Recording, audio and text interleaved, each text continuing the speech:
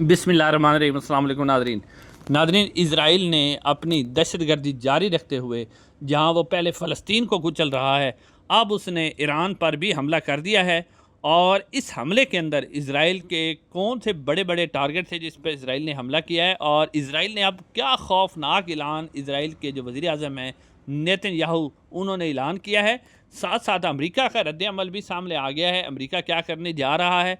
और सबसे अहम खबर कि पाकिस्तान क्योंकि ईरान का हमसाया है, पाकिस्तान के आर्मी चीफ इस वक्त अमेरिका के दौरे पर हैं और पाकिस्तान किस साइड पे खड़ा हुआ है। आर्मी चीफ क्या ये अपना दौरा छोड़ के वापस आ रहे हैं या नहीं आ रहे। सीनियर सहाफ़ी हैं मुमताज़ भट्टी साहब, उन्होंने एक अहम तरीन दावा किया है, वो डिटेल भी आपके सामने रखनी है। लेकिन आज सबसे पहले आपको बताते चलें कि इज़राइल ने जो ईरान है उसके अंदर मुख्तलिफ जो ईरान की जौहरी तनसीबात हैं, उसके अंदर जो ईरान के फ़ौजी हेड क्वार्टर थे जहाँ पर उनके बड़े बड़े फ़ौजी अफसरान थे, उनके ऊपर तकरीबन बहुत ज़्यादा हमले किए हैं। और इन हमलों के नतीजे में ईरान ने अब सबूत दिया है कि ये इस चीज़ को वाज़े किया है कि जनरल हुसैन सलामी वो भी शहीद हो चुके हैं इस हमले के अंदर। और साथ साथ जो है जो पासदारान इनकलाब यानी ईरान के जो आर्मी चीफ थे मोहम्मद बाकरी, वो भी इजरायली हमले में शहीद हो गए हैं। और नए आर्मी चीफ अमीर हबीबुल्ला सियारी को नए आर्मी चीफ भी नामज़द कर दिया गया है। उसके अलावा इजराइल ने, आप साथ साथ वीडियोज़ भी देख रहे हैं कि किस तरह इजराइल ने तबाहकुन हमले किए हैं ईरान के ऊपर।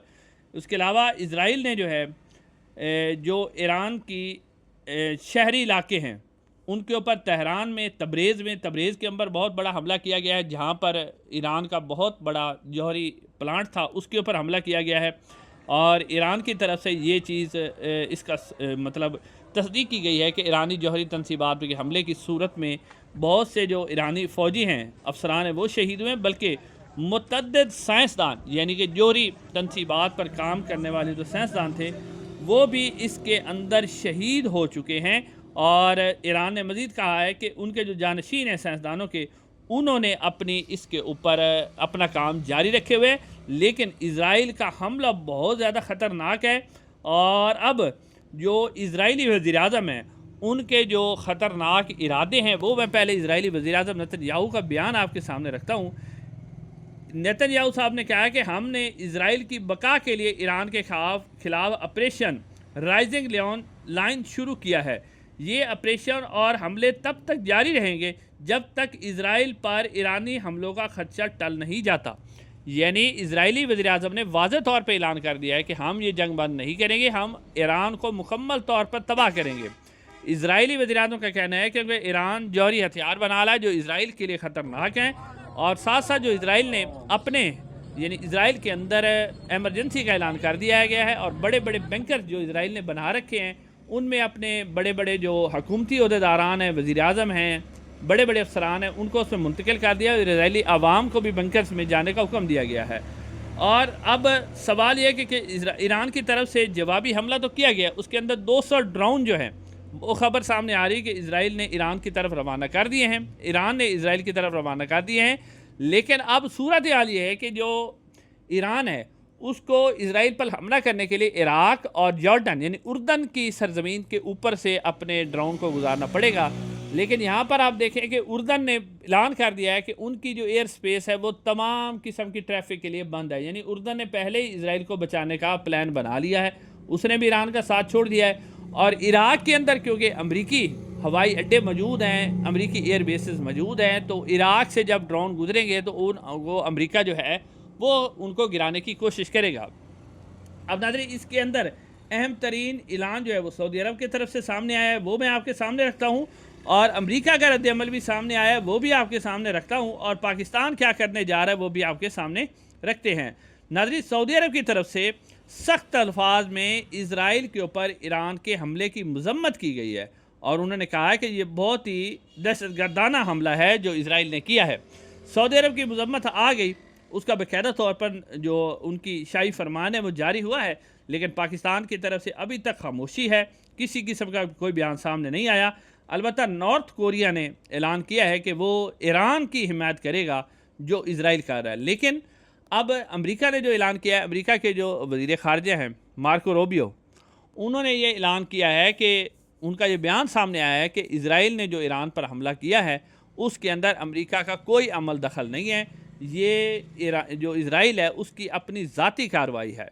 तो इसके ऊपर मार्को रूबियो का कहना है कि ईरान को अमरीकी जो तनसीबात हैं, यानी कि अमरीकी, क्योंकि ईरान के करीबी जो हवाई अड्डे में अमरीका के हैं, इराक़ के अंदर मौजूद हैं, बहरी बेड़ा उनका मौजूद है जिसके ऊपर ईरान हमला कर सकता है। तो अब मार्को रूबियो कहते हैं कि जी हमारा तो इसके ऊपर कोई अमल दखल नहीं है, लिहाजा ईरान को जो हमारी तनसीबात हैं उन पर बिल्कुल हमला नहीं करना चाहिए। लेकिन अब सवाल ये है, क्योंकि ईरान की जो न्यूक्लियर हथियार है वो तो पहाड़ों में है और उनके बारे में ख़बरें ये सामने आई कि ज़मीन से तकरीबन 100 से 150 मीटर गहराई तक उनकी जौहरी जो चीज़ें हैं वो रखी हुई हैं, और इज़राइल के पास इस तरह के मिज़ाइल या बम नहीं है जो 120 या 130 मीटर ज़मीन के अंदर जाके वो कार्रवाई कर सके। तो अमेरिका के पास ये बम मौजूद है, लिहाजा ये अमेरिका का ये कहना कि इज़राइल जो हमले कर रहा है वो अपने तौर पे कह रहा है, अमेरिका की सपोर्ट नहीं है, तो ये इंतहाई गैर मुनासिब और झूठ पर मबनी बयान है जिसको कोई भी सच नहीं मान सकता, क्योंकि अमेरिका की मदद के बगैर इज़राइल ईरान के जौहरी तनसीबात को ख़त्म नहीं कर सकता। लेकिन अब ईरान ने भी भरपूर ऐलान किया है, साउथ कोरिया की तरफ से भी जवाब आ गया है ईरान की हिमायत का। लेकिन अब सवाल यह है कि पाकिस्तान इसके ऊपर क्या रद्द-ए-अमल दिखाएगा। नाज़रीन, आपको याद होगा कि जब रूस और यूक्रेन की जंग शुरू हुई थी तो उस वक्त साबिक़ वज़ीर-ए-आज़म पाकिस्तान इमरान ख़ान जो है रूस के दौरे पर थे, और बाजवा साहब ने वैसे अमेरिका को बताया था कि ये रूस का जो दौरा इमरान ख़ान ने ख़ुद किया है, हम तो नहीं करवाना चाहते थे। तो उस वक्त बकौल बाजवा साहब के मैंने इमरान ख़ान को कहा था कि आप जो है रूस का दौरा छोड़ के वापस आ जाए, और ताकि और इमरान ख़ान ने वैसे ऐलान किया था कि हम न्यूट्रल रहेंगे, लेकिन बाजवा साहब ने कहा था नहीं न्यूट्रल नहीं हमने रहना, हमने तो यूक्रेन की सपोर्ट की। और आपने देखा कि बाद में उसी न्यूट्रल रहने की वजह से इमरान खान की हुकूमत हटाई गई, और फिर पाकिस्तान की फ़ौज ने यूक्रेन को असला भी बेचा, डॉलर भी कमाए और अमेरिका की खुशनुदी भी हासिल की। तो अब सवाल ये है कि जब हमसाया मुल्क ईरान जो है उसके ऊपर इज़राइल ने हमला किया और जिसमें अमेरिका वाज़े तौर पर मुलव्वस है, पाकिस्तान के आर्मी चीफ इस वक्त अमेरिका के दौरे पर हैं, क्या उनको अपना दौरा मुख्तसर करके पाकिस्तान में नहीं आना चाहिए? तो आना चाहिए, लेकिन अभी तक वो वापस नहीं आए। इसी हवाले से सीनियर सहाफ़ी मुमताज़ भट्टी साहब वो कहते हैं कि अमेरिका ने पाकिस्तान को मुकम्मल तौर पर घेर लिया है। पहले अमेरिका ने मोदी को थपकी दी कि आप पाकिस्तान पर हमला करो, फिर जंग बंदी करवा के क्रेडिट लिया, और उसके बाद अब जनरल आसिम मुनीर साहब को ये कहा जा रहा है कि आप ईरान पर हमले में इज़राइल की हिमायत करें।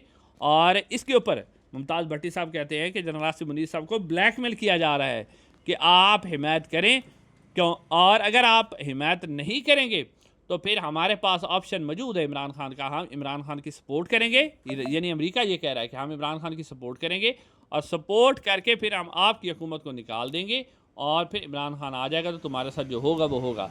अब नाज़रीन, ये जो सूरत हाल बनी है इसके बाद अब वाज़े तौर पर लग रहा है कि अब आपको याद होगा, बल्कि अभी अहमद नूरानी साहब ने भी एक क्लिप शेयर किया है जिसके अंदर वो कह रहे हैं कि जो जनरल आसिम मुनीर साहब हैं वो ईरान से काफ़ी बुग़्ज़ रखते हैं। वो जब DGISPR थे तो उनके ऊपर जो इल्ज़ामात थे वो ईरान ने लगाए थे कि इनको बात करने की पता ही नहीं है कि बात कैसे करते हैं, इसी वजह से इनको उहदे से हटाया गया था। तो जनरल आसिम मुनीर साहब ईरान से बहुत ज़्यादा बुग़्ज़ रखते हैं।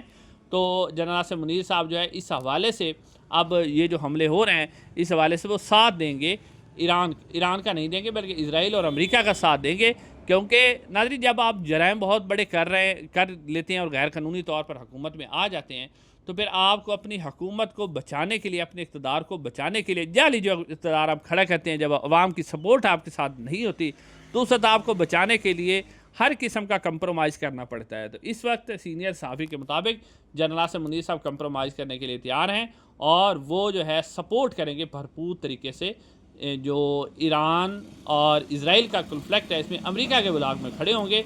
तो अब ये सूरत हाल इंतहाई कशीदा हो चुकी है। अगर ईरान के साथ भी हमारे ताल्लुकात ख़त्म हो जाते हैं, क्योंकि ईरान का बॉर्डर हमारा महफूज था, तो फिर उसके बाद अब उस बॉर्डर के ऊपर भी हमारे लिए शदीद टेंशन होगी और इंडिया उसका भी फ़ायदा उठा के फिर पाकिस्तान को नुकसान पहुँचाने की कोशिश करेगा। तो ये जनरल आसिम मुनीर साहब के लिए एक बहुत बड़ा इम्तिहान है। अब देखते हैं कि जनरल आसिम मुनीर साहब इसके ऊपर किस तरह इसको बचाते हैं। इंशाल्लाह अगली वीडियो मुलाकात होगी। अस्सलाम वालेकुम।